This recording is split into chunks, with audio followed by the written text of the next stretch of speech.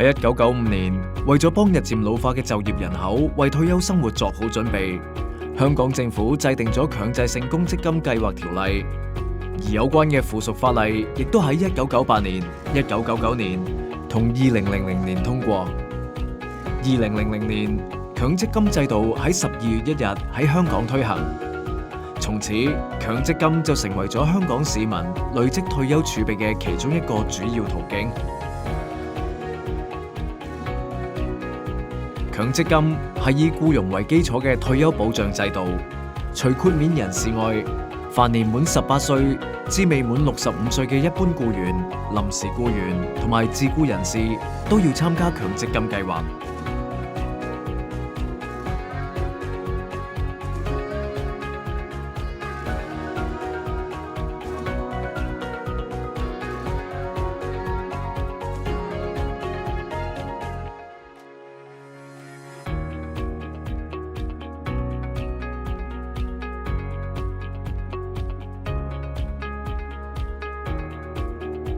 受強積金制度涵蓋嘅僱員同僱主都必須定期向強積金計劃作出供款，雙方嘅供款額係僱員有關入息嘅5%，而且有最低同最高有關入息水平。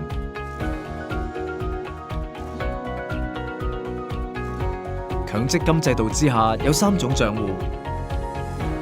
供款賬戶主要係用嚟接收成員現職或者自僱嘅強積金供款。個人賬戶主要係用嚟接收其他強積金賬戶、前職或自僱以及現職供款賬戶轉移過嚟嘅累算權益，而可扣稅自願性供款賬戶就用嚟接收可扣稅自願性供款賬戶持有人嘅可扣稅自願性供款，同埋轉移其他可扣稅自願性供款賬戶嘅累算權益。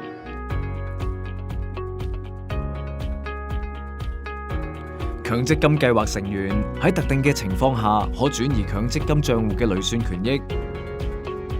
喺轉工嘅時候，僱員可以將累算權益由原本計劃嘅供款賬戶轉去自己嘅個人賬戶，又或者新僱主嘅供款賬戶。佢哋亦都可以將累算權益保留喺原有計劃嘅個人賬戶。僱員自選安排實施咗之後，僱員可以選擇每年一次，將現職期間僱員強制性供款所產生嘅累算權益轉移去其他自選強積金計劃，而現職供款賬戶入面由前職供款所產生嘅累算權益就可以全數一筆過隨時轉移。僱員亦都可以將個人賬戶嘅累算權益隨時轉去自己揀嘅強積金計劃，自僱人士就可以將供款賬戶或者個人賬戶嘅累算權益轉去自己揀嘅強積金計劃。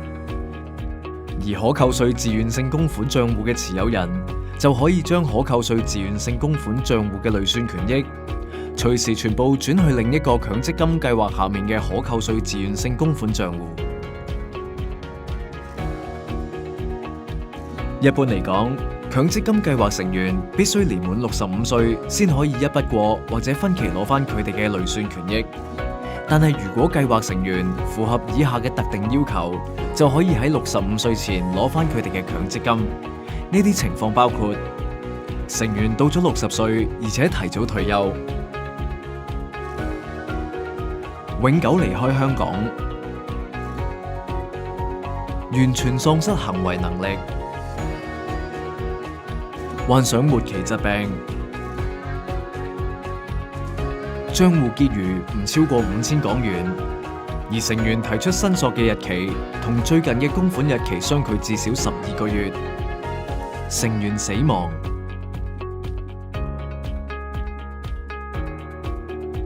喺2012年，為咗鼓勵成員更加積極管理自己嘅退休金投資，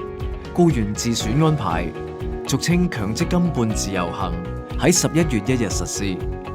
2019年，為咗鼓勵市民加強退休儲備，為退休生活做好準備，由4月1日開始，有作強積金可扣稅自願性供款嘅計劃成員，更加可以有稅務優惠。強積金係一項關乎成員退休生活質素嘅長線投資，成員應該積極管理強積金投資，每年最少一次睇返自己嘅投資組合，再因應自己承受風險嘅能力同需要而調配投資組合。對退休生活所需作出評估之後，